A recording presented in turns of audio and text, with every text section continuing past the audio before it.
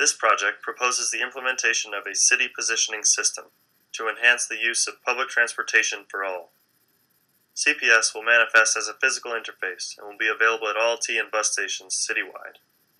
The linear system will require users to input their desired address or place, after which the most efficient route for travel via public transit will be displayed. CPS will benefit not only the users of public transit, but the MBTA, with increased ridership and revenue. It will also increase the vitality of Boston's local economy by increasing the mobility, both physically and economically, of its populace. Increases in mass transit decrease the need for personal vehicle travel. For this reason, one partner to consider in this work is the Boston Green Ribbon Commission. This partnership of local businesses and civic and institutional leaders develops strategies to fight climate change. Another possible partner is the new Urban Mechanics Offices of the City of Boston. This government entity is devoted to acting as an innovation incubator to help fine-tune the city based on the needs of its residents. In attempting to provide all public transit users with the real-time tools that are currently only provided to smartphone users, we must understand how the information is formatted and disseminated to those with smartphones. Until 2004, public transit trip planners simply were not available. In 2005, Public Transit Agency of Portland, Oregon, TriMet, teamed up with Google to create a public transit trip planner for the city. This was launched in the same year as Google Transit. Today, almost 500 cities worldwide, including Boston, make public transportation directions available through Google Transit.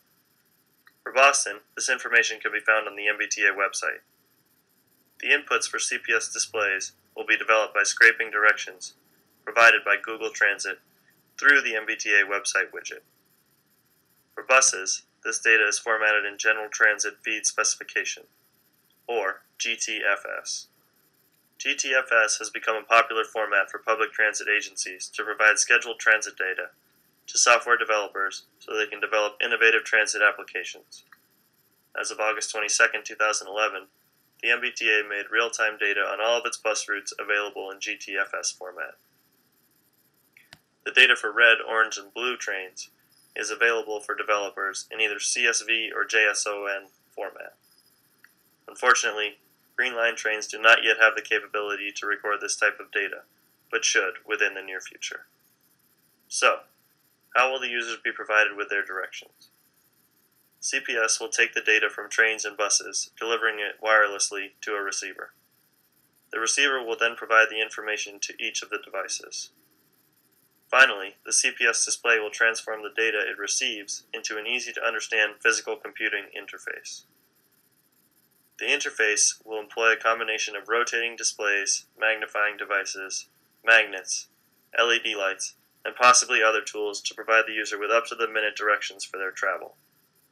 Later on, the basic transit information for both trains and buses can then be supplemented and updated externally to incorporate information from entities such as the MBTA Twitter feed.